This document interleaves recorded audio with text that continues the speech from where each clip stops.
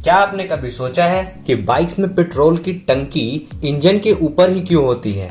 तो आओ क्या जानते हैं कि टंकी को आखिरकार इसी जगह पे क्यों रखा जाता है? दरअसल बाइक्स में लिमिटेड स्पेस होती है और उसी में सारे पार्ट्स को एडजस्ट करना होता है। इसी कारण टंकी को इंजन के ऊपर लगा दिया जाता है ताकि स्पेस बच जाए। ऐसा करने से एक फायदा यह भी होता है कि फ्यूल टैंक से इंजन का रास्ता बड़ा ही सिंपल हो जाता है और सिंपली टंकी से फ्यूल यानी पेट्रोल इंजन में चला जाता है। टंकी को ऊपर लगाने से पेट्रोल डलवाने में भी आसानी होती है।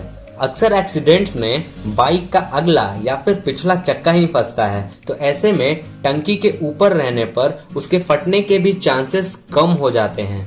और सबसे मेन रीजन होता है बैलेंस और आपका बाइक पे control, because everybody wants balance life. अब आप सोच रहे होंगे कि टंकी के पोजीशन से बैलेंस का क्या लेना देना। तो दरअसल टंकी एक तरह से वेरिएबल मास सिस्टम है, क्योंकि टंकी में पेट्रोल की क्वांटिटी टाइम के साथ चेंज होती रहती है। तो ऐसे में बैलेंस बनाने के लिए टंकी यानी वेरिएबल मास सिस्टम को इंजन यानी सेंटर ऑफ मास के पास रखा जाता है। अब आप में से कई लोग ये सोच रहे होंगे कि इंजन को सेंटर ऑफ मास क्यों कहा। तो दरअसल बाइक्स में सबसे ज्यादा वेट इंजन का ही होता है and according to physics centre of mass is present at the massive part of the body.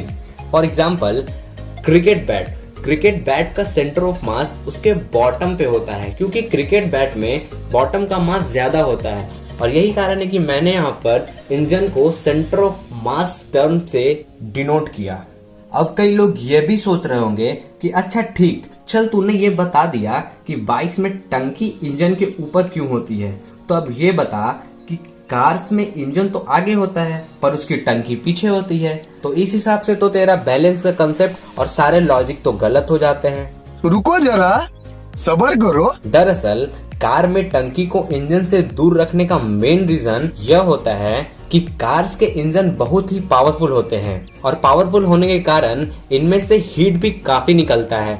तो अगर टंकी को इंजन के पास रखा गया तो टंकी के फटने का भी खतरा है और इसी कारण टंकी को इंजन से दूर रखा जाता है। और जिन्हें लग रहा था कि बैलेंस का कॉन्सेप्ट यहाँ नहीं लगेगा, तो उन्हें बता दूं कि टंकी को पीछे रखने के कारण टायर्स में वेट डिस्ट्रीब्यूशन अच्छे से हो पाता है, क्योंकि आगे तो इंजन है तो टंकी को पीछे लगाई जाती है ताकि चारों चक्कों पर वेट इक्वली डिस्ट्रीब्यूट हो जाए, ताकि बैलेंस बनी रहे और कार फिसल ना सके। Well done.